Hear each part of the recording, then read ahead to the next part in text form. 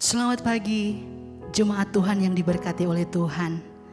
Kita bersyukur kepada Tuhan kalau kita boleh ada sampai saat ini. Ini semua adalah berkat Tuhan yang sangat luar biasa bagi kita semua yang ada. Puji nama Tuhan. Sebelum kita akan memulaikan ibadah kita, pengumuman untuk persembahan transfer di BCA atas nama Ibu Lydia Abraham untuk dana genset perpuluhan janji iman bisa disalurkan dan ditransfer di BCA atas nama Yayasan Yesyurun disertai dengan berita.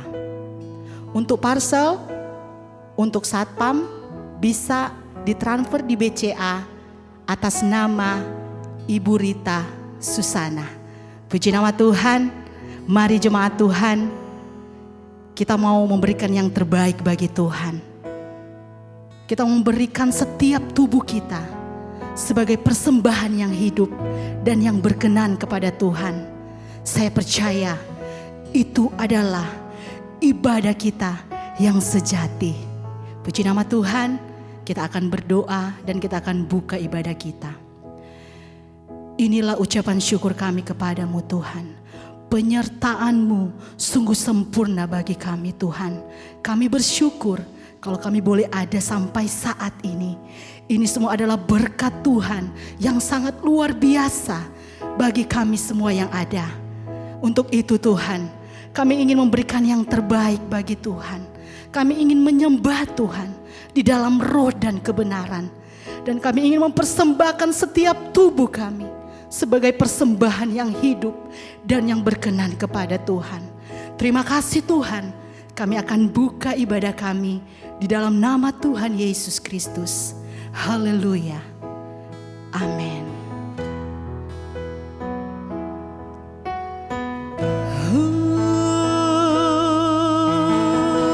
Tuhan, kita tinggal dalam hadirat Tuhan. Kita mau berterima kasih kepada Tuhan, sebab Dia layak kita agungkan, sebab layak kita tinggikan. Terima kasih Tuhan.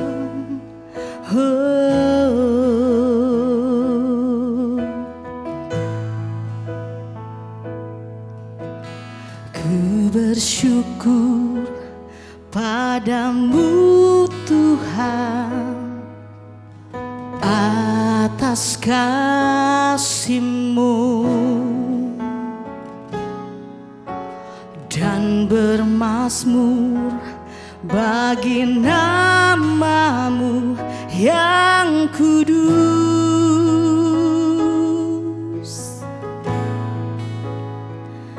Sebab Engkau kebenaranku,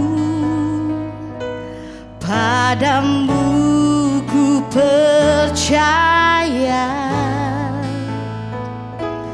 Betapa mulianya Tuhanku, ku rindu menyatakan.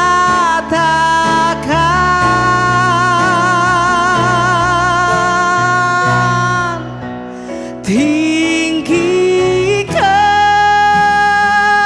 dirimu,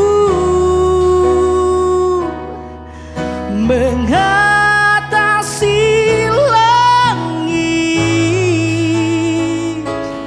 Kebesaran-Mu Tuhan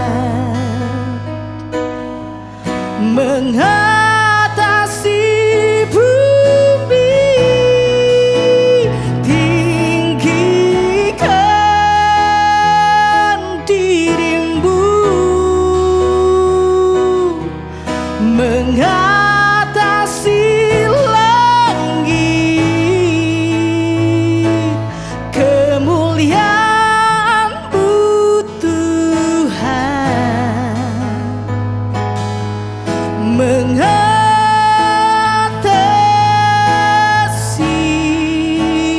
bumi. Haleluya Yesus.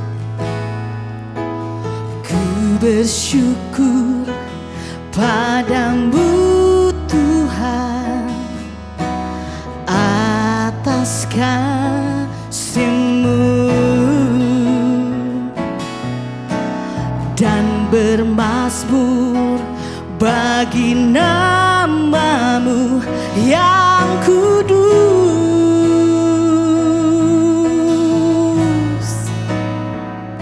Sebab Engkau kebenaranku, padamu ku percaya. Betapa mulianya Tuhanku, ku rindu menyatakan tinggikan diri-Mu, mengatasi langit, kebesaran-Mu Tuhan, mengatasi bumi, tinggikan diri-Mu, amin. Mengatasi langit, kemuliaan-Mu Tuhan, mengatasi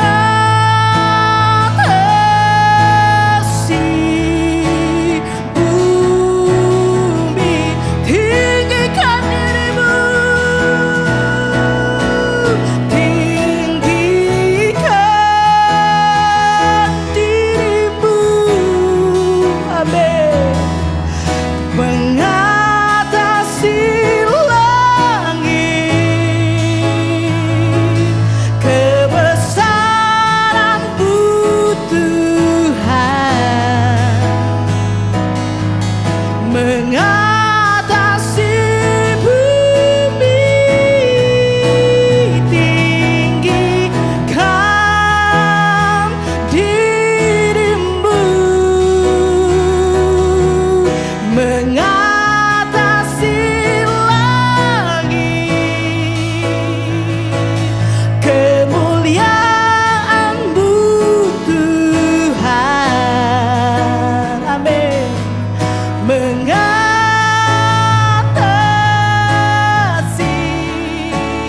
bumi, haleluya Tuhan. Segala kemuliaan hanya bagi-Mu Tuhan. Kami percaya Tuhan, Engkau Allah yang berkuasa mengatasi bumi ini. Kemuliaan-Mu Tuhan mengatasi bangsa kami Tuhan. Hanya Engkau yang berkuasa Tuhan, yang kami tinggikan dan kami agungkan di dalam hidup kami Tuhan. Kami bangga mempunyai Allah seperti-Mu Tuhan. Kita sembah Tuhan Yesus, berikan yang terbaik bagi Tuhan. Jesus.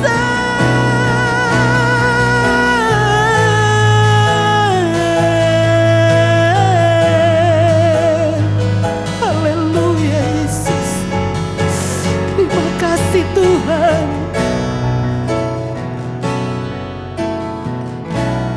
Nyanyi pujian bagi-Mu, yes Tuhan, pujian bagi-Mu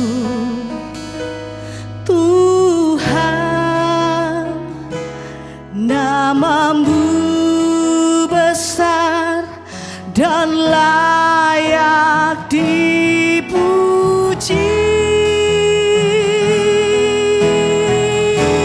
Nyanyi pujian bagi-Mu Tuhan, pujian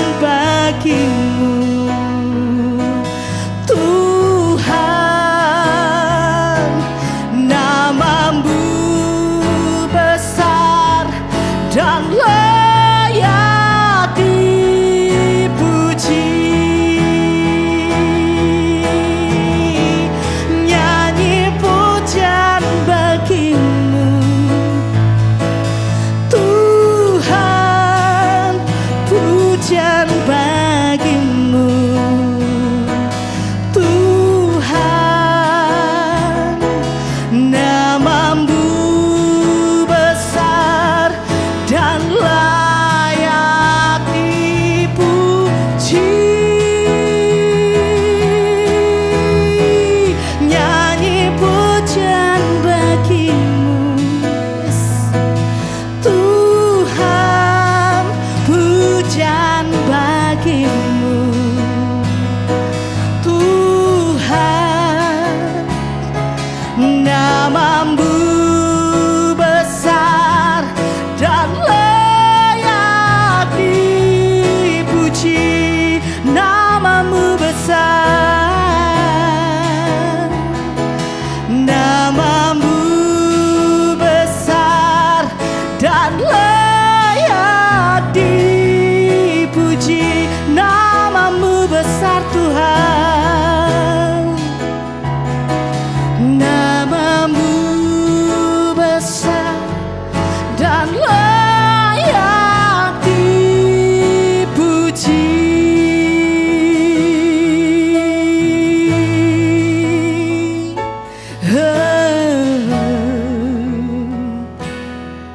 Benar Tuhan, namamu besar dan layak dipuji. Saat ini Tuhan, kami akan diberkati oleh kebenaran firman-Mu. Kami percaya firman-Mu pelita bagi kaki kami dan terang bagi jalan kami. Kami siap dibentuk, kami siap diberkati. Di dalam nama Tuhan Yesus Kristus. Amin.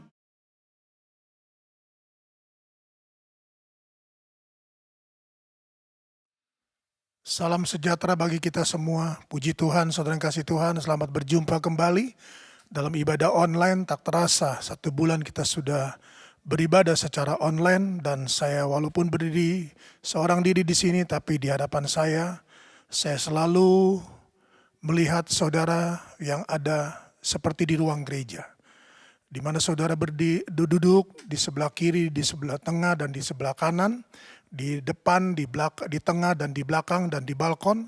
Semuanya saudaraku, saya mengenal wajah-wajah saudara, dan itulah yang saya selalu tekankan dalam diri saya, bahwa saya bukan berdiri seorang diri di sini, tapi tetap saya berdiri di mimbar, dan saya melihat saudara semua. Saudara yang di belakang pun saudaraku saya tahu semua, saudara yang jauh-jauh juga saudaraku saya tahu, yang membawa anaknya, yang balita, saudaraku, yang di atas, dan semua keluarga-keluarga yang ada, saya tetap melihat, dan saudara saya percaya, saudara pun sama seperti saya, fokus dengan apa yang kita akan dengar pada pagi hari ini. Nah, saudara kasih Tuhan, kalau dalam ibadah gabungan seringkali saya melihat ada keluarga, saudaraku, yang berpindah-pindah karena penuhnya jemaat Tuhan yang ada, dan saudara mungkin datang terlambat sehingga kursi di mana saudara biasa duduk, saudara sudah ditempati orang. Nah, kadangkala saudaraku saya juga melihat satu keluarga yang tidak ada di tempatnya, dan saya berdoa agar juga dalam ibadah siang atau ibadah sore keluarga itu tetap ada. Puji Tuhan saudaraku, keluarga ini ada ketika dalam ibadah sore. Puji Tuhan, kasih Tuhan. Mari, saya percaya saudara akan fokus dengan firman Allah, dan jangan beranjak. Walaupun firman Allah telah selesai, jangan beranjak saudaraku. Fokus tetap sampai doa berkat saudaraku. Doa berkat itu penting. Seringkali kita saudaraku setelah firman Allah saudaraku kita beranjak, entah kita dimanapun saudaraku, kemanapun, mari saya harapkan kita kerjasama saudaraku, karena doa berkat itu adalah bagian yang menjadi penutup. Kalau ada alfa saudaraku, maka ada omega. Kalau ada yang awal, maka ada yang akhir. Dan berkat itu saudara harus terima. Oleh karena itu sekali lagi, jangan beranjak sebelum doa berkat saudara terima. Nah, puji Tuhan saudaraku, mari kita masuk dalam firman Allah. Kita reminder saudaraku, firman Tuhan tanggal 12 April yang lalu, minggu yang lalu saudaraku, di mana kita merayakan kebangkitan Tuhan Yesus. Dan saudara kasih Tuhan, kita kembali kepada gambar di mana saudara kasih Tuhan, kita sudah belajar yang pertama dari gambar itu saudaraku adalah bicara tentang kasih. Kasih eros, kasih storge, kasih phileo, dan kasih agape. Di mana Tuhan menghendaki kita memiliki kasih yang sempurna. Dan juga saudara kasih Tuhan, gambar yang kedua, kita melihat bahwa kita juga saudaraku bicara tentang 4 tanah hati yang ada.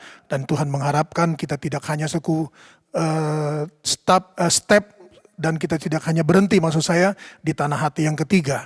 Dan kita terus maju saudaraku sampai kepada tanah hati yang keempat dan kita berbuah.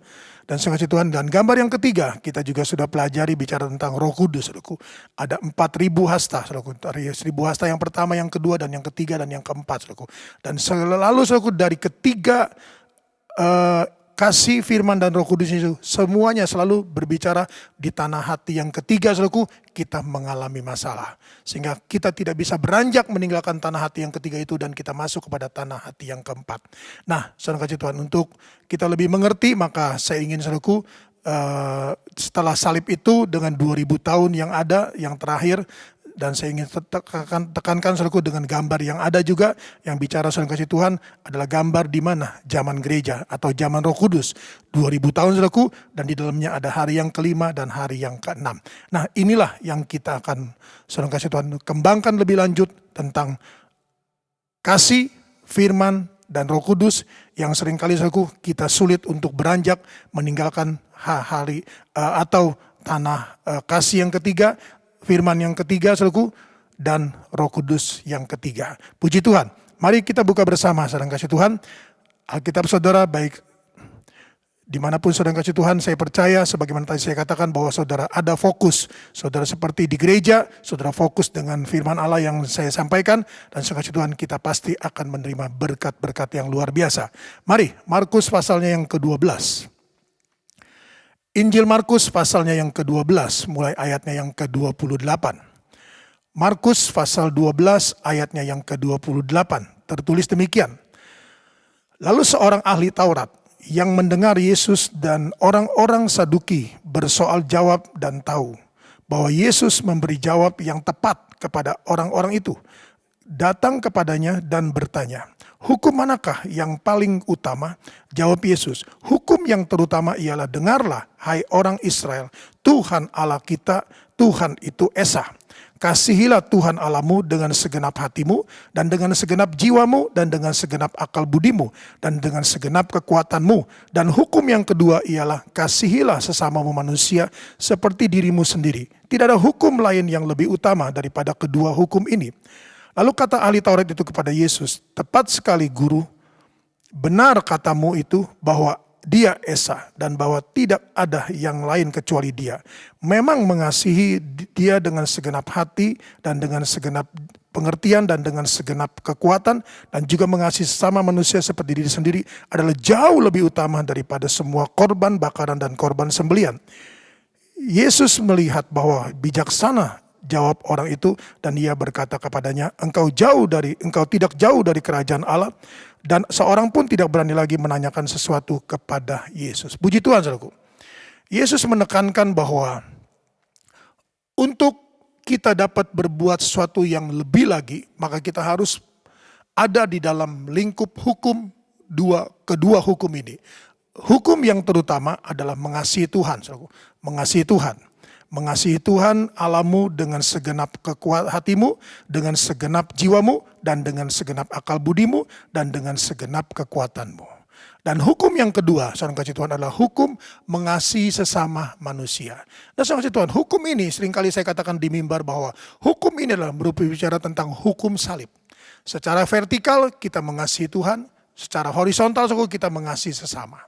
Nah, kedua hukum ini saudaraku harus ada, karena dua hukum inilah yang terutama yang kita harus tinggikan saudaraku dan kita harus lakukan dalam hidup kita.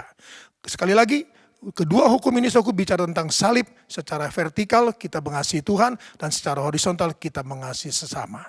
Dan saudara kasih Tuhan, kalau kita bicara saudara kasih Tuhan dengan tabernakel, saudara lihat di gambar, saudaraku ada gambar tabernakel.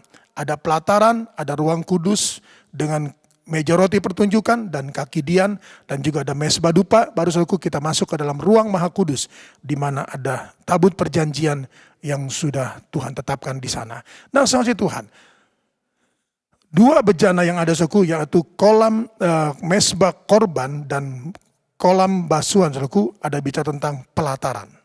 Saudara kasih Tuhan, kalau kita saudara kasih Tuhan, hidup kita hanya di pelataran, saudaraku, maka Wahyu pasal 11 mengatakan tidak akan diukur, saudaraku, dan akan menerima apa yang sudah ditetapkan, yaitu menerima aniaya selama 42 bulan. Nah, masih kasih Tuhan, kita lihat bahwa kita taruh, saudaraku, tabernakel ini, saudaraku, dengan salib yang tadi kita sudah lihat. Salib, saudaraku. Jadi saudara taruh salib, saudaraku, maka salib itu, saudaraku, kita harus beranjak dari bawah, saudaraku, meninggalkan pelataran, kita naik, saudaraku, masuk ke dalam ruang kudus, dan kita, saudara kasih Tuhan, masuk menerima meja roti pertunjukan firman Allah, dan kaki dia, saudaraku, lambang daripada Roh Kudus, saudaraku. Dan kita masuk terus, saudaraku, bersama dengan siapa? Bersama dengan keluarga. Haleluya. Bersama dengan keluarga, saudaraku, horizontal.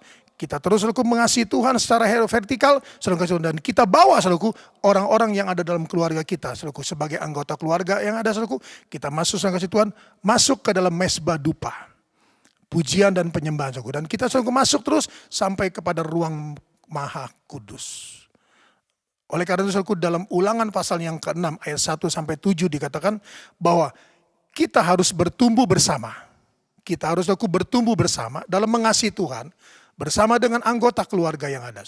Dan semuanya, saudaraku, kita bisa lalu itu semua bersama dengan satu kesatuan dan satu kesehatian di bawah, saudaraku, otoritas daripada Roh Kudus. Nah, mari kita lihat lebih lanjut, saudaraku. Dalam Injil Matius pasalnya yang ke-19. Injil Matius pasalnya yang ke-19. Kita membaca mulai ayatnya yang ke-16. Injil Matius pasalnya yang ke-19, ayatnya yang ke-16. Tertulis demikian. Ada seorang datang kepada Yesus dan berkata, "Guru, perbuatan baik apakah yang harus kuperbuat untuk memperoleh hidup yang kekal?" Jawab Yesus, "Apakah sebabnya engkau bertanya kepadaku tentang apa yang baik? Hanya satu yang baik, tetapi jikalau engkau ingin masuk ke dalam hidup, turutilah segala perintah Allah."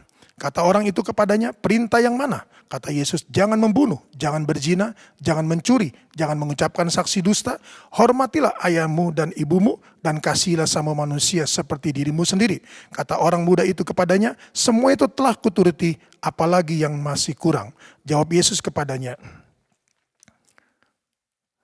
"Jikalau engkau hendak sempurna, pergilah, jualah segala milikmu, dan berikanlah itu kepada orang-orang miskin. Maka engkau akan beroleh harta di surga, kemudian datanglah kemari dan ikutlah aku." Ketika orang muda itu mendengar perkataan itu, pergilah ia dengan sedih, sebab banyak hartanya. Dan sungguh Tuhan, orang muda ini sudah melakukan apa yang menjadi hukum Allah. Apa yang menjadi hukum Taurat, saudaraku, dan hukum kasih. Sekali lagi, orang muda ini, saudaraku, melakukan hukum Taurat dan hukum kasih. Nah, saudaraku, ini adalah merupakan satu hal yang boleh dikatakan secara manusia itu luar biasa. Luar biasa, saudaraku. Tetapi, dia tidak bisa, saudaraku, melangkah lebih lanjut. Dia tidak bisa melangkah lebih lanjut. Ayatnya yang ke-21. Kata Yesus kepadanya, "Jikalau engkau hendak sempurna, pergilah, jualah segala milikmu, dan berikanlah itu kepada orang-orang miskin. Maka engkau akan beroleh harta di surga. Kemudian datanglah kemari dan ikutlah aku." Nah, sungguh Tuhan, Yesus berkata, kalau engkau hendak sempurna, saudaraku, sama seperti Matius pasal 5 ayat 48 dikatakan bahwa kasih Bapa, kasih itu adalah kasih yang sempurna. Kasih Allah adalah kasih yang sempurna. Nah, kata yang sempurna itu, saudaraku, sama seperti dalam Injil Matius pasal 19 ini. Saudaraku, bicara tentang seseorang, saudaraku, atau mungkin kita kaitkan dengan Matius 5, saudaraku, adalah Allah. Allah, saudaraku, sudah selesai dengan dirinya. Oleh karena itu, saudaraku, dia sudah selesai, maka dia memberikan anaknya. Dan Yesus pun sudah selesai dengan dirinya, maka dia memberikan nyawanya, dan memberikan Roh Kudus kepada kita. Dan saudara Tuhan, Roh Kudus itu, saudaraku, sudah selesai dengan dirinya, saudaraku, maka dia memberikan segala sesuatunya. Dia berikan kuasa, saudaraku, dia berikan karunia rohnya, saudara, dia berikan otoritasnya, dia berikan hikmatnya, saudaraku, dan dia berikan segala sesuatu, saudaraku. Tapi dia belum selesai dengan kita. Kenapa? Karena, saudaraku, kitabnya belum selesai. Sekali lagi, saudaraku, Bapa sudah selesai dia memberikan anaknya. Anaknya saudaraku sudah selesai, dia memberikan nyawanya. Saudaraku. Dan dia saudaraku kasih Tuhan, dia bangkit dan dia naik ke surga dan dia memberikan Roh Kudus kepada kita. Roh Kudus sudah selesai dengan dirinya, dia memberikan hikmatnya, dia memberikan kuasanya, saudaraku, dia memberikan karunia rohnya, dia memberikan saudaraku segala sesuatu yang kita butuhkan, saudaraku, penghiburan, kekuatan, saudaraku, dan sebagainya. Tetapi saudaraku, kita yang belum selesai. Kita yang belum selesai dengan dia, saudaraku. Oleh itu mari kita belajar, saudaraku, untuk kita belajar, saudaraku. Perlahan-lahan, saudaraku, kita belajar untuk kita juga menyelesaikan diri kita. Dan saudaraku, berkaitan dengan konteks Matius 19 ini, saudaraku, maka inilah yang paling sulit, saudaraku. Seseorang selesai dengan hartanya. Sekali lagi, seseorang selesai dengan hartanya. Dia bisa, saudaraku, melakukan hukum Taurat, dia bisa, saudaraku, melakukan hukum kasih, saudaraku, tetapi dia tidak bisa, saudaraku, merelakan hartanya. Dia tidak bisa, saudaraku, menyelesaikan hatinya itu. Di mana hartamu, di situ hatimu. Di mana hatimu, di situ hartamu. Dan kasih Tuhan, dia belum bisa menyelesaikan dirinya. Dan kalau saudara baca dalam ayatnya yang ke-27, lalu Petrus menjawab dan berkata kepada Yesus, kami ini telah meninggalkan segala sesuatu dan mengikut Engkau. Jadi apakah yang akan kami peroleh? Kata Yesus kepada mereka, aku berkata kepadamu, sesungguhnya pada waktu penciptaan kembali, apabila Anak Manusia bersemayam di tata kemuliaannya, kamu yang telah mengikut aku akan duduk juga atas 12 tata untuk menghakimi ke-12 suku Israel. Dan setiap orang yang karena namaku meninggalkan rumahnya, saudaranya laki-laki atau saudaranya perempuan, bapak atau ibunya, anak-anak atau ladangnya, akan menerima kembali 100 kali lipat dan akan memperoleh hidup yang kekal. Perhatikan ayat 30, tetapi banyak orang yang terdahulu akan menjadi yang terakhir dan yang terakhir akan menjadi yang terdahulu. Saudara kasih Tuhan. Apa penyebabnya? Orang yang terdahulu menjadi yang terakhir, orang yang terakhir menjadi terdahulu. Tidak bisa selesai dengan dirinya. Tidak bisa, saudaraku, selesai. Tidak bisa, saudaraku, mengasihi Tuhan lebih daripada keluarganya. Mengasihi Tuhan, saudaraku, lebih daripada hartanya.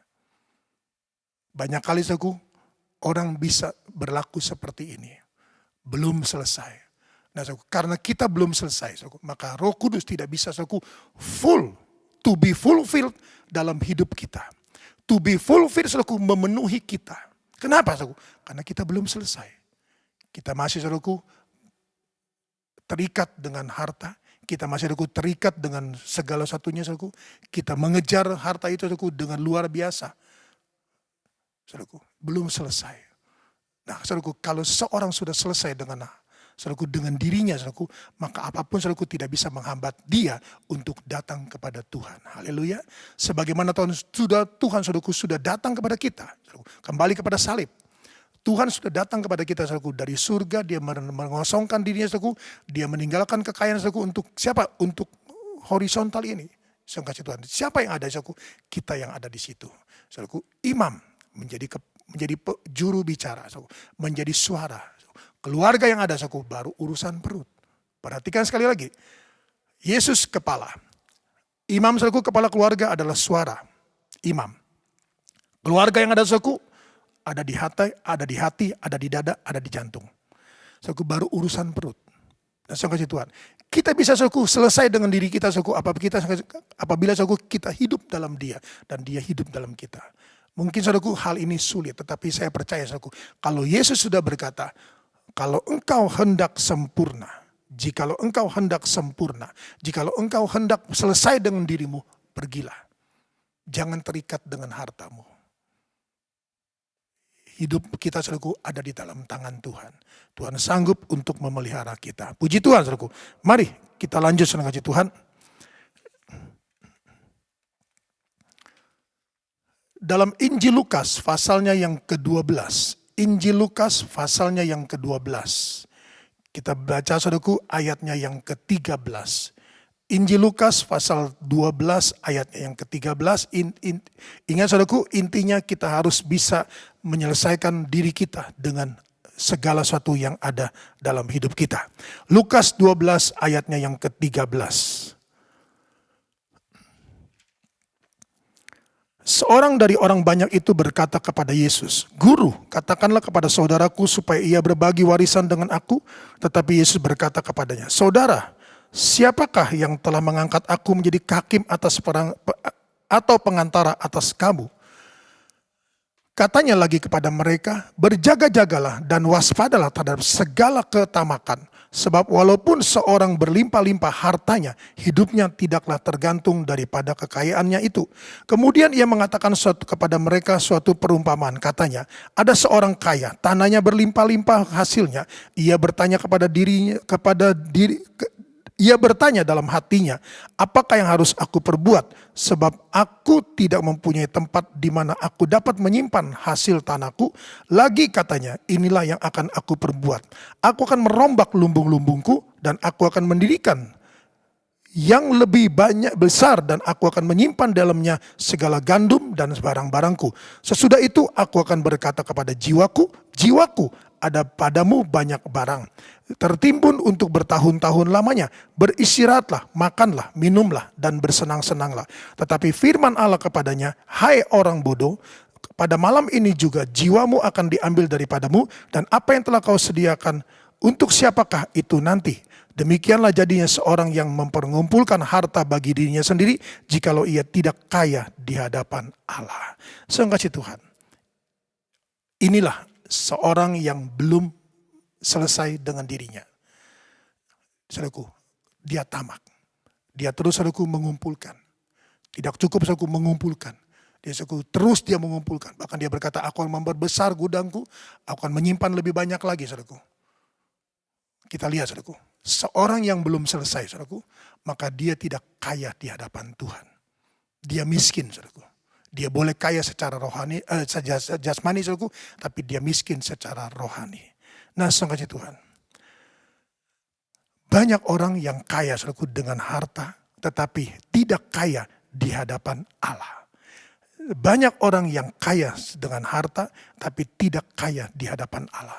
Nah, kata kaya ini, saudaraku, adalah dalam bahasa Greek yang, saudaraku, to be fulfilled. Kaya, saudaraku, penuh, sepenuh-penuhnya. Sama, saudaraku, ketika dalam Kisah Rasul pasal 2. Ketika, saudara Tuhan, hari Pentakosta, di mana Roh Kudus dicurahkan, saudaraku, dan mereka dikatakan penuh. Saudaraku, kata penuh itu, saudaraku, to be fulfilled. Nah, saudara Tuhan, kata kaya di, saudaraku, adalah kita penuh, saudaraku. Penuh dengan apa? Penuh dengan firman, penuh dengan Roh Kudus. Ingat tadi, saudaraku, tabernakel ada salib, saudaraku. Kita beranjak dari pelataran, saudaraku, kita masuk ke dalam ruang kudus, kita menerima meja roti pertunjukan, dan kita, saudaraku, menerima Roh Kudus, saudaraku. Dan dengan kedua alat ini, saudaraku, yang didirikan, saudaraku, sejajar. Tidak ada, saudaraku, yang lebih depan, tidak ada yang lebih belakang, saudaraku. Semuanya sejajar, saudara Tuhan. Meja roti pertunjukan, saudaraku, firman Allah sejajar dengan Roh Kudus. Roh Kudus, saudaraku, sejajar dengan firman Allah, saudaraku. Karena, saudaraku, kalau dua-duanya, saudaraku, tidak sejajar, maka, saudara Tuhan, akan terjadi ketimpangan. Kalau seorang penuh dengan firman tanpa Roh Kudus, saudaraku, maka dia akan menjadi orang-orang Farisi, saudaraku. Logos yang dia terima, logos yang dia miliki, logos yang dia mengerti. Tetapi, saudara Tuhan, juga seorang yang penuh dengan Roh Kudus, saudaraku, tanpa firman Allah, saudaraku, maka dia akan menjadi, paranormal. Akan menjadi, saudaraku, dukun. Kenapa? Dikit-dikit, saudaraku, nubuat, dikit-dikit, saudaraku, penglihatan, dikit-dikit, saudaraku, dikit-dikit. Tanpa, saudaraku, koridor firman Allah. Tanpa, saudaraku, pengawas firman Allah. Saudaraku, tanpa pembanding firman Allah, saudaraku. Oleh karena itu, saudara Tuhan, kata to be fulfilled ini, saudaraku, kita, saudara Tuhan, bukan berarti, saudaraku, kita tidak boleh mencari uang, saudaraku, bukan. Ingat, rohani dan jasmani, saudaraku, harus seimbang. Firman dan Roh Kudus harus seimbang. Demikian pula, saudaraku, jasmani dan rohani, saudaraku, harus seimbang. Bukan berarti, saudara terus ada di gereja, 24 jam, sehari, 7 hari, seminggu. Bukan. Saudara juga harus bekerja. Karena Paulus berkata, orang yang tidak bekerja jangan makan. Jadi, kita harus seimbang. Jangan, seperti anak muda ini, dia tidak kaya. Kenapa? Dia lebih cenderung dengan uang, terus uang, Dia tidak bisa menyelesaikan dirinya. Dia tidak bisa, menyelesaikan dirinya, dengan hartanya. Seimbang. Jasmani, rohani, seimbang. Puji Tuhan, saudaraku. Kita sudah melewati, saudaraku, kasih. Kita sudah kasih Tuhan juga masuk dalam tanah hati yang ketiga, yaitu tipu daya kekayaan, saudaraku. Nah, oleh karena itu, saudaraku, mari Kita sang kasih Tuhan terus, saudaraku. Kita berusaha keluar dari pelataran, saudaraku. Kita masuk ke dalam ruang kudus, saudaraku. Kita seimbang, saudaraku. Firman dan Roh Kudus, saudaraku, seimbang. Kita belajar firman, saudaraku. Kita minta Roh Kudus mencerahkan kita. Mengartikan, saudaraku, firman Allah itu bagi kita, saudaraku. Sehingga kita boleh mengerti makna, tujuan, konteks, saudaraku. Apa yang Tuhan kehendaki atas firman ini. Kita terus maju, saudaraku, bersama dengan siapa? Bersama dengan keluarga. Ulangan pasal 6. Membicarakan firman, saudaraku, dimanapun kita berada. Haleluya. Puji Tuhan. Nah, mari, saudaraku, kita lanjut terus. Dalam Injil Lukas pasalnya yang ke-16. Kita masuk, saudaraku, Injil Lukas pasalnya yang ke-16. Kita membaca, saudara Tuhan, ayatnya yang ke-19. Injil Lukas pasal 16 ayatnya yang ke-19. Ada seorang kaya yang selalu berpakaian jubah ungu dan kain halus. Dan setiap hari ia bersukaria dalam kemewahan. Dan ada seorang pengemis bernama Lazarus. Badannya penuh dengan borok, berbaring dekat pintu gerbang, dekat pintu rumah orang kaya itu. Dan ingin menghilangkan laparnya dengan apa yang jatuh dari meja orang kaya itu. Malahan anjing-anjing datang dan menjilat boroknya. Kemudian matilah orang miskin itu, lalu dibawa oleh malaikat-malaikat ke pangkuan Abraham. Orang kaya itu juga mati, lalu dikubur, dan sementara ia menderita sengsara di alam maut, ia memandang ke atas, dan dari jauh dilihatnya Abraham, dan Lazarus duduk di pangkuannya. Lalu ia berseru, katanya, "Bapa Abraham, kasihanilah aku, suluhlah Lazarus supaya mencelupkan ujung jarinya ke dalam air dan menyejukkan lidahku, dan sebab aku sangat kesakitan dalam nyala api ini." Tetapi Abraham berkata, "Anak, ingatlah bahwa engkau telah menerima yang baik sewaktu hidupmu, sedangkan Lazarus segala yang buruk. Sekarang ia mendapat hiburan dan engkau sangat menderita. Selain daripada itu antara kami dan engkau terbentang jurang yang tak terseberangi, supaya mereka yang mau pergi dari sini kepadamu ataupun mereka yang mau datang dari situ kepada kami tidak dapat menyeberang." Kata orang itu, "Kalau demikian aku minta kepadamu Bapa, supaya engkau menyuruh dia ke rumah ayahku, sebab masih ada 5 orang saudaraku, supaya ia memperingati mereka dengan sungguh-sungguh, agar mereka jangan masuk kelak ke dalam tempat penderitaan ini." Tetapi kata Abraham, "Ada pada mereka kesaksian Musa dan para nabi, baiklah mereka mendengarkan kesaksian itu." Jawab orang itu, "Tidak Bapa Abraham, tetapi jika ada seorang yang datang dari antara orang mati kepada mereka, mereka akan bertobat." Kata Abraham kepadanya, "Jika mereka tidak mendengarkan kesaksian Musa dan para nabi, mereka tidak juga akan mau diyakinkan, sekalipun oleh seorang yang bangkit dari antara orang mati." Nah, saudara kasih Tuhan, ini korban.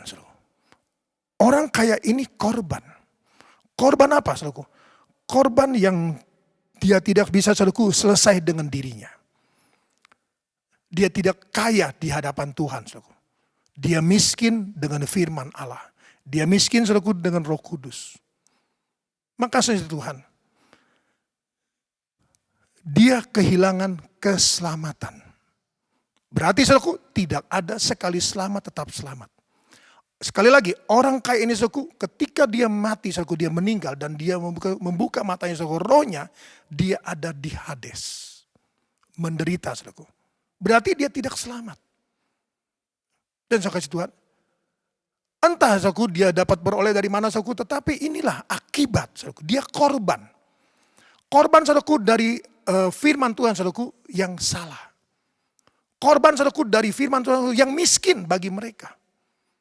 Dan setelah dia sadar, saudaraku, bahwa dia ada di sana. Dan dia tidak bisa lagi, saudaraku, membela dirinya. Dan tidak bisa, saudaraku, membawa dirinya untuk diselamatkan. Oleh karena itu, dia ingat ada 5 keluarganya, ada 5 saudaranya, saudaraku, yang masih hidup di bumi. Dan dia minta kepada Abraham untuk menyuruh Lazarus, saudaraku, datang ke sana. Saudara yang kasih Tuhan, pelajaran yang kedua. Seorang yang sudah mati, saudaraku, di dalam Tuhan. Dia sudah dimasuk, saudaraku, ke Firdaus. Dan saudaraku, tidak bisa lagi, saudaraku, seseorang itu yang sudah mati dalam Tuhan, saudaraku, siapapun adanya dia, saudaraku. Siapapun ada dia, saudaraku, termasuk Lazarus ini, saudaraku. Dia tidak bisa, saudaraku, reinkarnasi kembali. Oleh karena itu, jangan percaya kalau saudara didatangi oleh orang-orang, saudaraku, yang sudah meninggal. Saudara kasih Tuhan, tidak bisa. Tidak mungkin, saudaraku.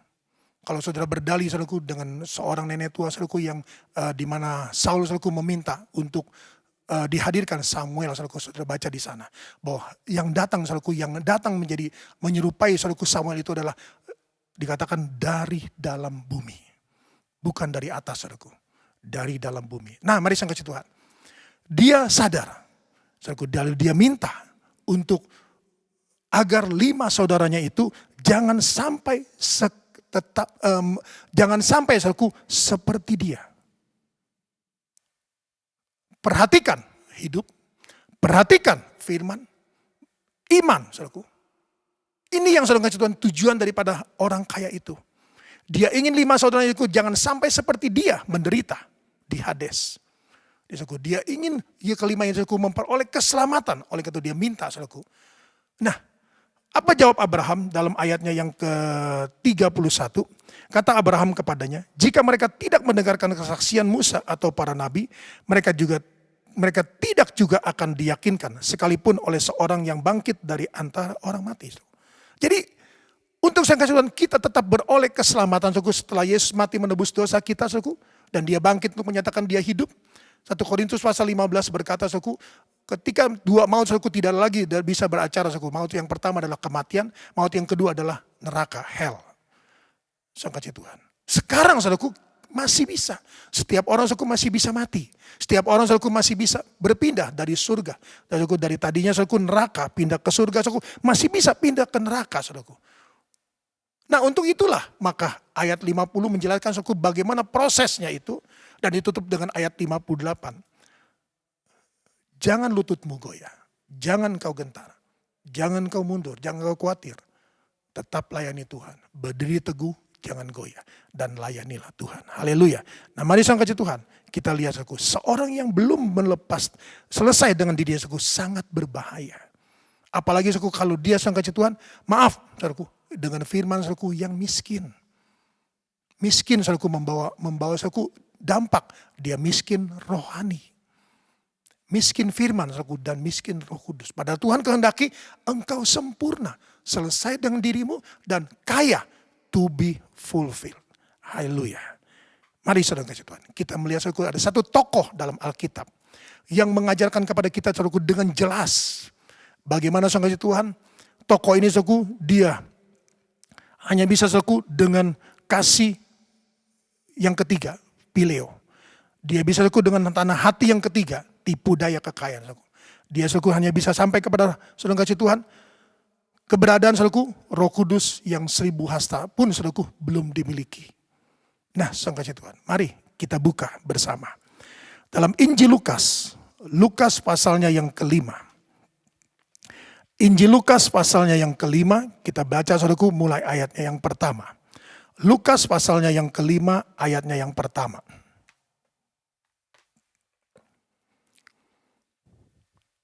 Pada suatu kali Yesus berdiri di pantai Danau Genesaret, sedang orang banyak mengerumuni dia hendak mendengarkan firman Allah.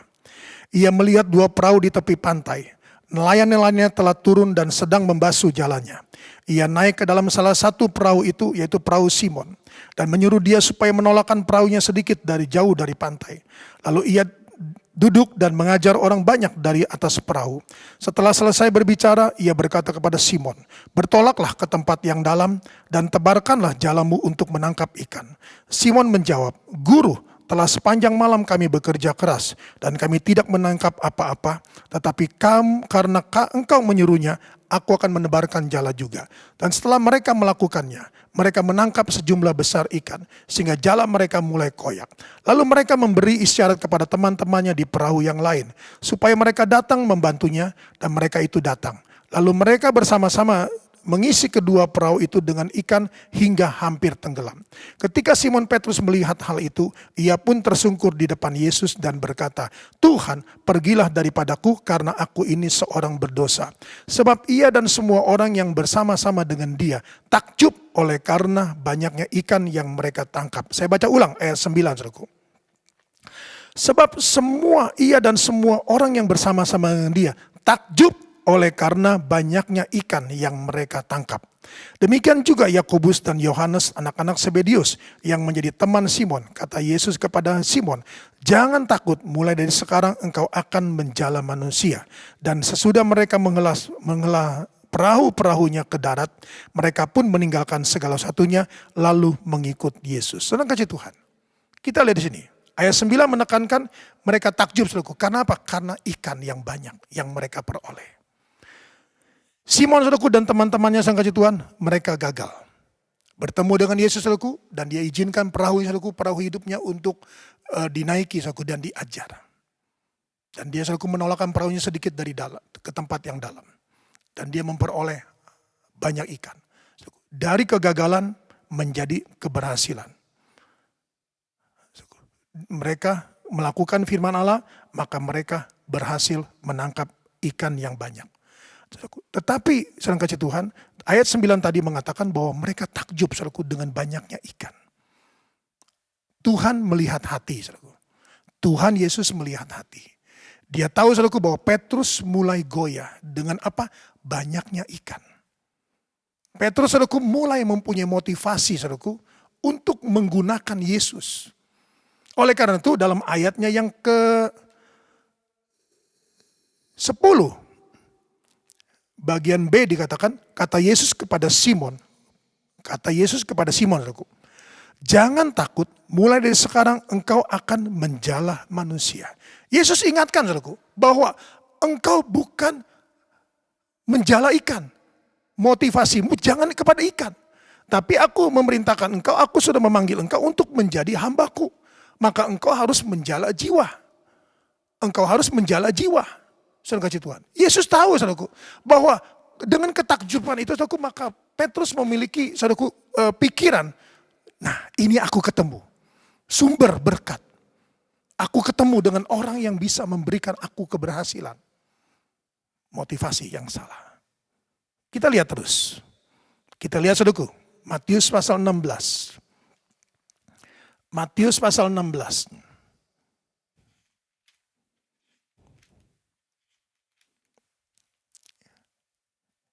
Kita baca ayat yang ke-21. Matius 16 ayat 21. Pada waktu itu Yesus mulai menyatakan kepada murid-muridnya bahwa ia harus pergi ke Yerusalem dan menanggung banyak penderitaan dari pihak tua-tua, imam-imam kepala dan ahli-ahli Taurat. Lalu dibunuh dan dibangkitkan pada hari ketiga. Tetapi Petrus menarik Yesus ke samping dan menegur dia, katanya, Tuhan, kiranya Allah menjauhkan hal itu sekali-kali takkan menimpa engkau. Maka Yesus berpaling dan berkata kepada Petrus, enyalah iblis, engkau suatu batu sandungan bagiku, sebab engkau bukan memikirkan apa yang dipikirkan Allah, melainkan apa yang dipikirkan manusia. Nah, kasih Tuhan, kita lihat di sini. Ketika Yesus berkata bahwa dia akan ditangkap, dia akan menanggung banyak penderitaan, dan dia akan dibunuh dan dibangkitkan pada hari yang ketiga. Petrus menarik Yesus. Jangan sampai hal itu terjadi. Jangan sampai hal itu terjadi. Dan Yesus tahu, saudaraku. Oleh karena itu dia berkata, enyalah iblis. Enyalah iblis. Engkau bukan memikirkan apa yang dipikirkan oleh Allah. Apa yang dipikirkan oleh Allah, saudaraku, adalah keselamatan. Apa yang dipikirkan Allah, saudaraku, adalah jiwa-jiwa. Jiwa-jiwa yang bagaimana, saudaraku? Jiwa-jiwa yang bertumbuh. Bukan jiwa-jiwa yang ada di pelataran. Jiwa-jiwa, saudaraku, yang meninggalkan pelataran masuk ke ruang-ruang kudus. Saudaraku, menerima firman dan Roh Kudus, saudaraku, dan dia akan penuh dengan sepenuh-penuhnya. Saudaraku, masuk ke dalam mesbah dupa, saudaraku, dengan pujian dan penyembahan. Saudaraku, dan masuk terus, saudaraku, ke ruang Maha Kudus. Itu, saudaraku, jiwa-jiwa yang harus kita follow up. Bukan, saudaraku, kita orang-orang bertobat, saudaraku, kita biarkan, saudaraku. Tidak. Ingat, saudaraku, amanat agung Tuhan Yesus, jadikan semua bangsa muridku. Dan ajarlah mereka apa yang aku ajarkan kepadamu. Jadikan bangsa-bangsa muridku. Ajarlah dengan apa yang aku ajarkan kepadamu. Nah, sang kasih Tuhan. Kita lihat di sini, saudaraku. Pikiran Allah adalah pikiran Yesus sebagai juru selamat. Sekali lagi, pikiran Allah, saudaraku, Yesus harus mati untuk menanggung segala dosa manusia dan menjadi juru selamat. Pikiran Petrus, saudaraku, Yesus adalah sumber berkat, saudaraku. Sumber lainnya. Beda pikiran Allah, saudaraku, dengan pikiran manusia. Berbahagialah kita saudaraku yang memiliki Roh Kudus, yang memberikan kita hikmat, 1 Korintus pasal 2. Saudaraku. Dan ayat terakhir berkata bahwa dengan demikian kita memiliki pikiran Allah. Saudaraku. Pikiran Allah, kita bisa memperoleh pikiran Allah dari melalui apa? Saudaraku? Melalui hikmat. Siapa hikmat itu? Roh Kudus. Nah saudaraku, Petrus belum dibaptis oleh Roh Kudus. Oleh karena itu dia hanya memiliki pikiran-pikiran dia. Dan iblis saudaraku menungganginya. Untuk apa? Untuk mencari Tuhan. Motivasinya berkat.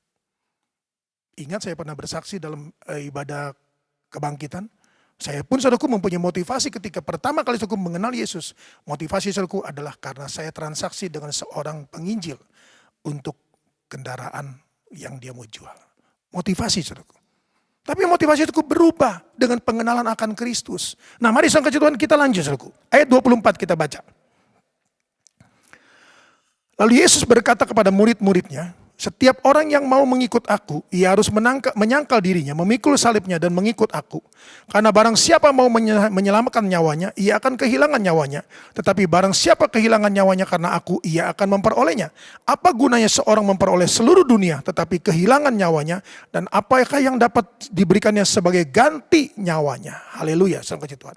Yesus tegaskan kembali kepada Petrus, bahwa kalau engkau mau ikut aku, harus menyangkal salib. Harus menyangkal diri, harus memikul salib, dan baru ikut aku. Selesai dengan dirimu, baru engkau ikut aku. Engkau ingin, seorang dikatakan dalam, ingin menyelamatkan nyawanya, ia akan kehilangan nyawanya. Tapi barang siapa kehilangan nyawanya karena aku, ia akan memperolehnya. Lalu saya kasih Tuhan ayat 26, perhatikan. Apa gunanya seorang memperoleh seluruh dunia tetapi kehilangan nyawanya? Dan apakah yang dapat diberikannya sebagai ganti nyawanya? Saya kasih Tuhan, tadi contoh orang kaya itu. Dia beroleh segala sesuatunya. Lukas 12, anak muda Israelku. Nah, apa saya kasih Tuhan bisa lakukan? Tidak bisa. Tidak bisa menyelamatkan nyawanya Israelku. Miskin di hadapan Tuhan. Oleh karena itu Yesus ingatkan kembali kepada Petrus. Kalau engkau mempunyai motivasi yang demikian, ingin menjadikan aku sebagai raja dalam dunia ini, raja secara jasmani, maka engkau akan kehilangan nyawamu.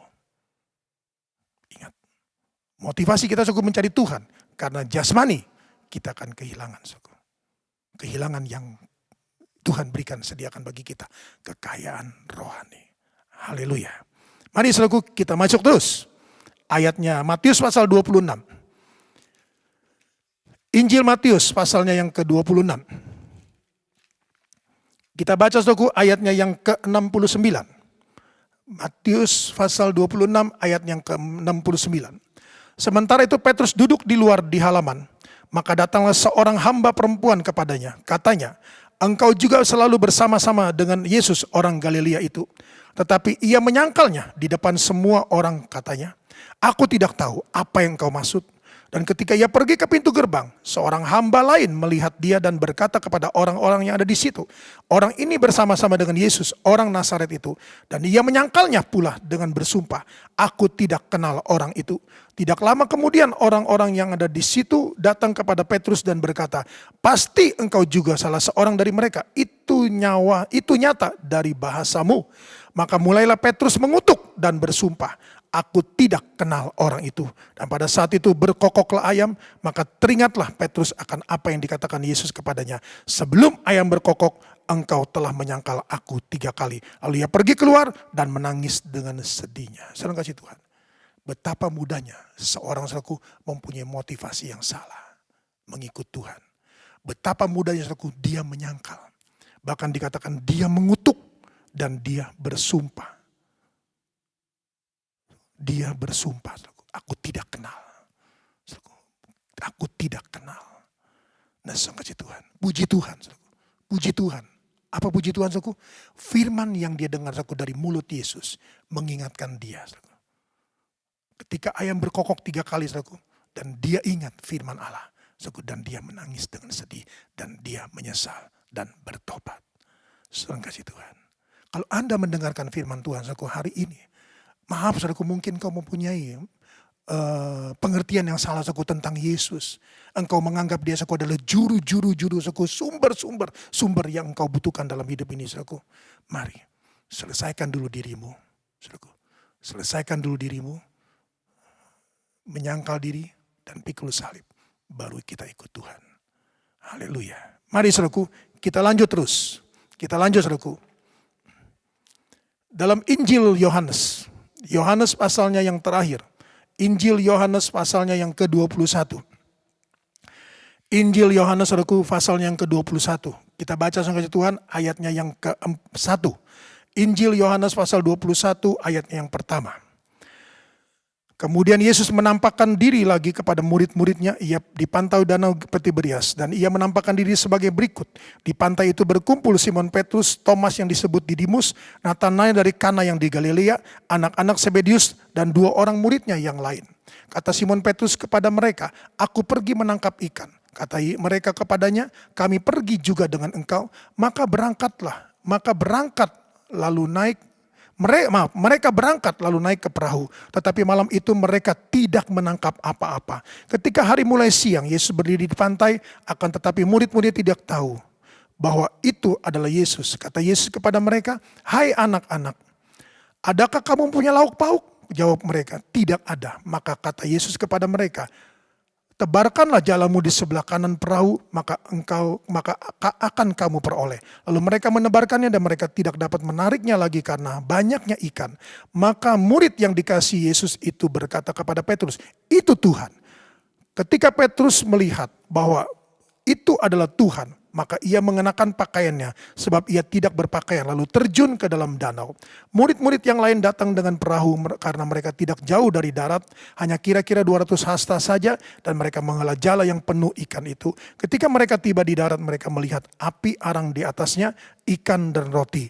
Lalu kata Yesus kepada mereka, "Bawalah beberapa ikan yang baru kamu tangkap." Simon Petrus naik ke perahu itu dan menghela jala itu ke darat. Penuh ikan-ikan besar, 153 ekor banyaknya, dan sungguh pun sebanyak itu jala itu tidak koyak. Kata Yesus kepada mereka, "Marilah dan sarapanlah." Tidak ada di antara murid-murid yang berani bertanya kepadanya, "Siapakah engkau?" Sebab mereka tahu bahwa ia adalah Tuhan. Yesus maju ke depan mengambil roti dan memberikannya kepada mereka, demikian juga ikan itu. Itulah ketiga kalinya Yesus menampakkan diri kepada murid-muridnya sesudah ia bangkit dari antara orang mati. Mari saudara kasih Tuhan. Kita lihat di sini. Lukas pasal 5. Yesus memanggil Petrus untuk meninggalkan jalannya, meninggalkan saudaraku statusnya sebagai nelayan, menjadi hamba Tuhan, menjala jiwa.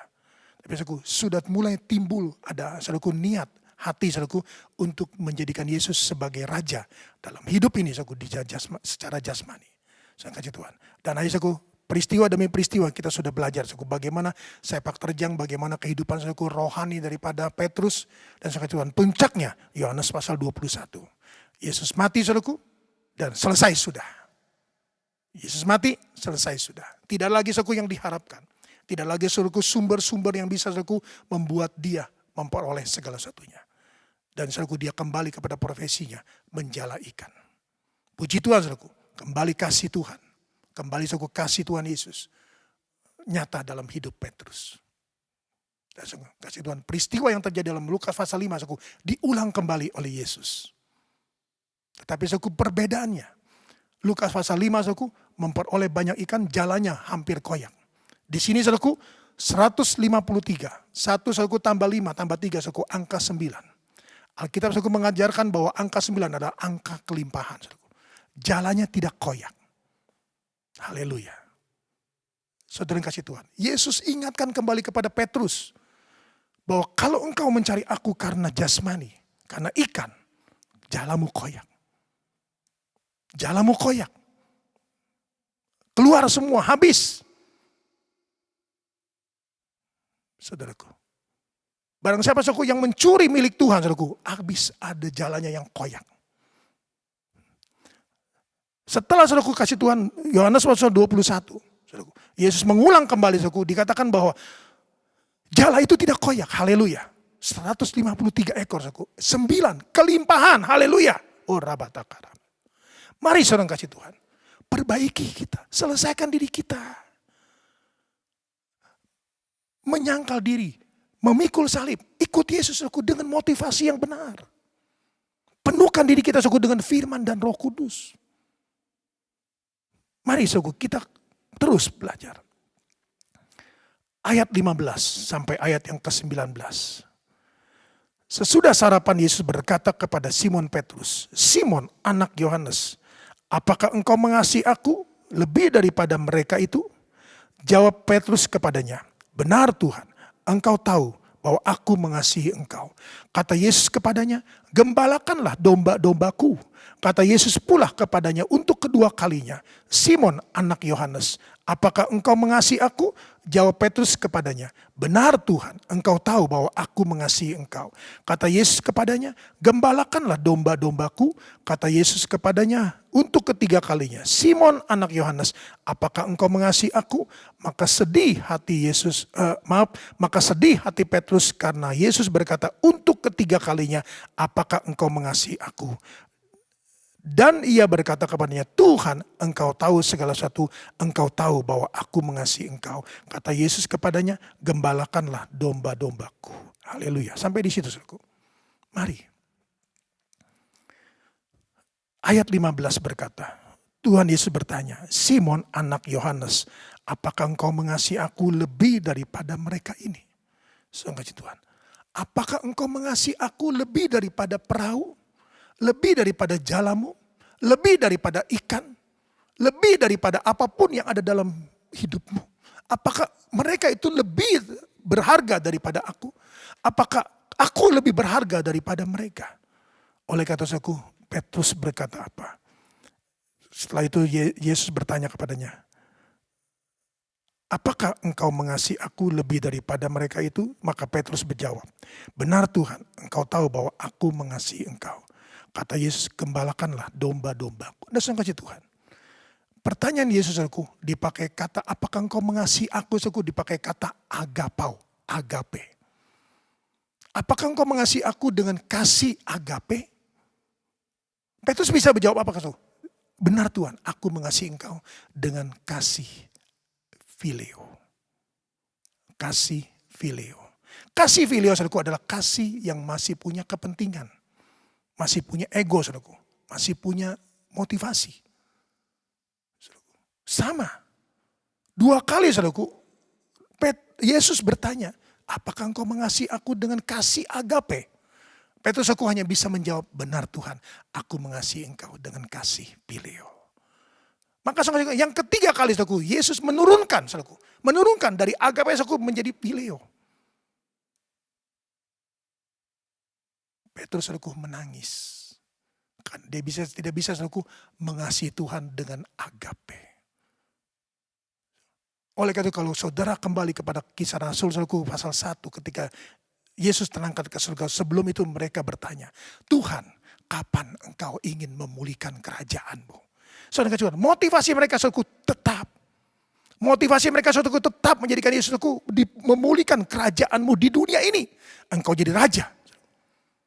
Mereka bertanya, kapan Tuhan? Bukan waktunya engkau, bukan urusanmu. Waktunya Tuhan.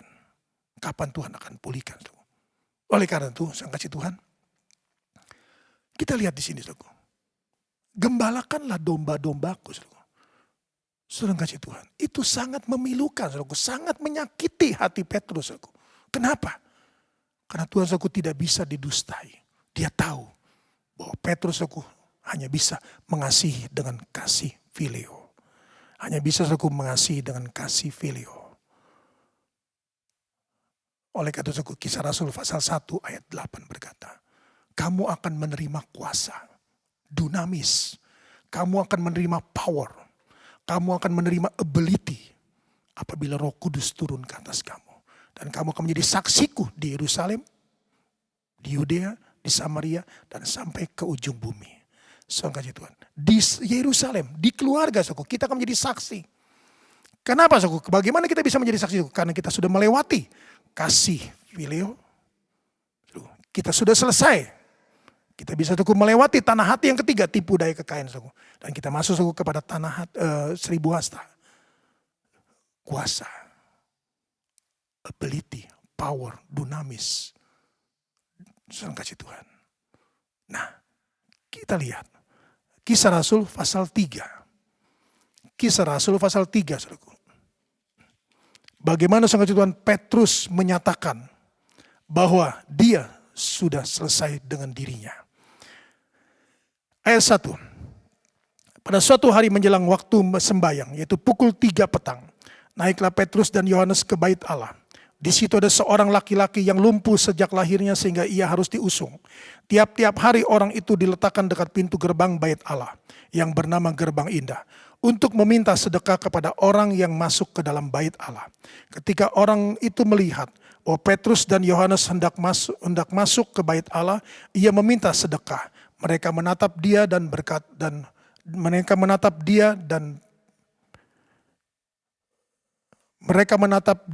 Petrus berkata, "Lihatlah kepada kami." Lalu orang itu menatap mereka dan dengan harapan akan mendapat sesuatu dari mereka. Tetapi Petrus berkata, perhatikan, tetapi Petrus berkata, "Emas dan perak tidak ada padaku, tetapi apa yang kupunya, kuberikan kepadamu. Demi nama Yesus Kristus, orang Nazaret itu, berjalanlah." Lalu ia memegang tangan kanan orang itu dan membantu dia berdiri. Seketika itu juga kuatlah kakinya dan mata kaki orang itu. Puji Tuhan, saudaraku. Petrus berkata, emas dan perak tidak ada padaku, saudaraku. Dia tahu. Dia sudah berubah. Kenapa? Roh Kudus. Roh Kudus, saudaraku. To be fulfilled. Penuh, saudaraku, sepenuh-penuhnya. Gereja mula-mula, saudaraku, mengalami kepenuhan Roh Kudus yang luar biasa. Sangat Tuhan. Petrus selesai dengan dirinya.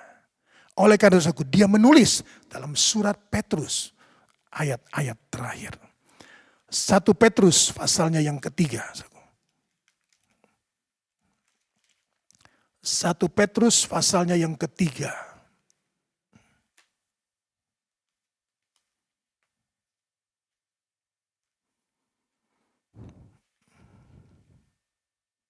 Maaf, 1 Petrus pasal 1. 1 Petrus pasal 1 ayat 3. Terpujilah Allah dan Bapa Tuhan kita Yesus Kristus, yang karena rahmatnya yang besar telah melahirkan kita kembali oleh kebangkitan Yesus Kristus dari antara orang mati kepada suatu hidup yang penuh pengharapan, untuk menerima suatu bagian yang tidak dapat binasa, yang tidak dapat cemar, dan yang tidak dapat layu, yang tersimpan di surga bagi kamu. Yaitu kamu yang dipelihara oleh dalam kekuatan Allah karena imanmu, sementara kamu menantikan keselamatan yang telah tersedia untuk dinyatakan pada zaman akhir.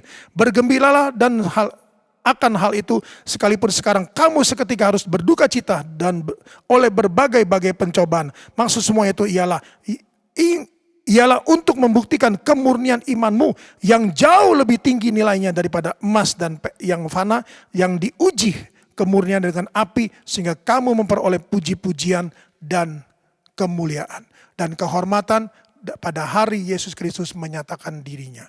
Sekalipun kamu belum pernah melihat dia, namun kamu mengasihinya, kamu percaya kepada dia. Sekalipun sekarang kamu tidak melihatnya, kamu bergembira karenanya, karena sukacita yang mulia dan yang tidak terkatakan. Haleluya. Sangka Tuhan. Petrus menasehati, saudaraku. Petrus membawa, saudaraku, kesaksian hidupnya, saudaraku, bahwa dia sudah dilahirkan kembali. Oleh apa? Kebangkitan Yesus. Kebangkitan Yesus, saudaraku.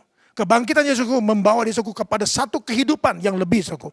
Dia sedang kasih Tuhan sudah meninggalkan phileo, saudaraku. Dia masuk kepada kasih agape. Saudaraku, kasih Tuhan, dia sudah naik, saudaraku, imannya, saudaraku, sudah melewati tanah hati yang ketiga, saudaraku, dan dia masuk kepada tanah hati yang keempat, dan dia berbuah.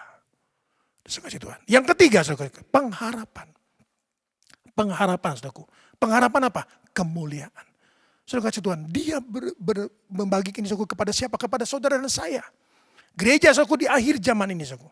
Pengharapan kita adalah kemuliaan. Glory, saudaraku, pemuliaan, saudaraku, penuh, to be fulfilled sepenuh-penuhnya, saudaraku. Mari. Kalau Petrus, saudaraku, bisa, maka saya yakin saudara dan saya juga bisa. Haleluya. Saudara dan saya harus yakin, saudaraku, kita terus bertumbuh, saudaraku, dalam pengenalan akan Kristus. Maka saya yakin dan percaya, saudaraku, kita pasti akan melewati, saudaraku, hari-hari ini. Dan kita akan masuk terus, saudaraku, dengan firman dan Roh Kudus untuk kita mencapai, saudaraku, kepenuhan Kristus sepenuh-penuhnya. Tuhan memberkati kita. Mari saudara kasih Tuhan, saya jemput saudara bangkit berdiri, kita akan datang kepada Tuhan dan kita mau berdoa.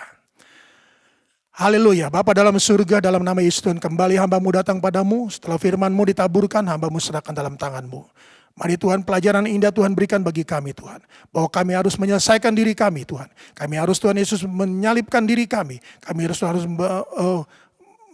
menyangkal diri kami Tuhan. Dan memikul salib kami Tuhan. Maka kami bisa mengikut Engkau Tuhan dengan menyelesaikan Tuhan, selesai atas diri kami Tuhan, selesai apapun yang Tuhan percayakan kepada kami Tuhan, karena semua datang daripada Tuhan, oleh Tuhan, karena bagi Tuhanlah segala puji, segala hormat dan segala kemuliaan. Kembali mau berdoa bagi seluruh jemaat-Mu Tuhan, walaupun Tuhan Yesus kami hanya Tuhan jauh Tuhan, tapi kami percaya Tuhan Yesus, kuasa-Mu tidak dapat dibatasi ruang dan waktu, dan kasih-Mu juga tidak dapat dibatasi oleh ruang dan waktu Tuhan. Engkau mengasihi mereka, Engkau menyertai mereka, Engkau melindungi mereka, dan Engkau juga meluputkan mereka Tuhan dari segala situasi kondisi yang ada. Mari Tuhan Yesus, mereka Tuhan Yesus membutuhkan pertolongan-Mu Tuhan, tolonglah Tuhan. Mereka Tuhan Yesus ingin Tuhan bekerja Tuhan, berikan Tuhan pekerjaan Tuhan dengan segala satunya Tuhan. Karena kami percaya Tuhan, Kau sanggup Tuhan memberikan pekerjaan Tuhan bagi mereka yang ada di rumah masing-masing.